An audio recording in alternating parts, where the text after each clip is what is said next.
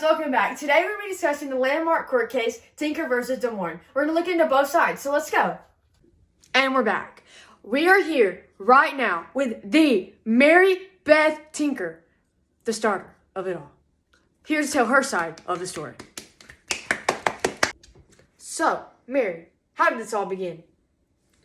Okay, so me and my friend Christopher, we were very against the Vietnam War. We wanted peace, okay? So we decided that from December 16th until New Year's Day, we were gonna fast and wear these armbands to school.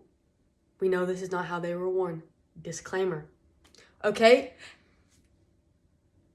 We have live footage. We have live footage right here in this piece right now. We have live footage and we're cutting to it right now. Just smell the grass, the dirt, just like I dreamed they'd be. As you can see, Mary Beth had no care in the world. Now, let's see how the tables turn. This interferes with student instruction and it is a distraction in the classroom. And there's the door. You can leave. Fun. Do you feel that you were wrongly done by your school system? I do feel that I was wrongly done. My First Amendment rights were taken from me, and this suspension was unacceptable. That's why I decided, me and Christopher, to not return to school until the end of our planned protest. So my parents sued on my behalf. This case was taken to the Supreme Court because the students and their parents feel as though that it was in violation of their First Amendment, freedom of speech. However, before it made it to the Supreme Court, it was dismissed by the lower courts because they feel as though what the school district did was justified and right. Now, we are here to hear the side of the Supreme Court.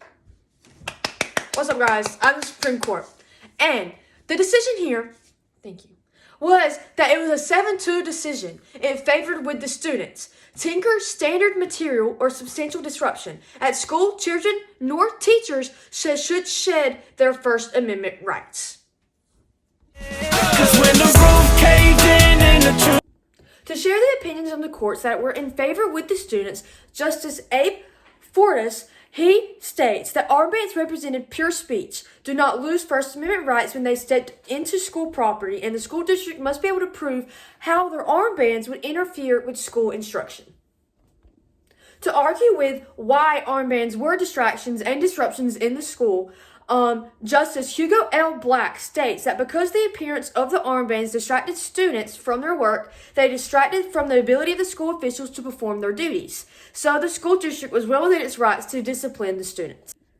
Okay, guys, now that we've looked into this case, let's look at some important terms. The first major term is a conference. A conference took place in this case by how the judges in the Supreme Court came together to make their final decision. The writ of certiorari. With this, the Supreme Court requested the District Court further information of this case since they dismissed it so they could fully address the parents.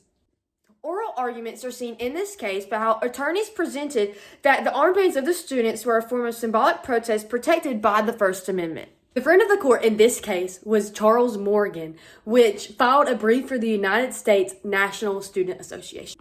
This was a landmark case because this case cemented the rights to free speech in schools for students and teachers, stating that once they stepped into that building, their First Amendment rights were not shed. Explain.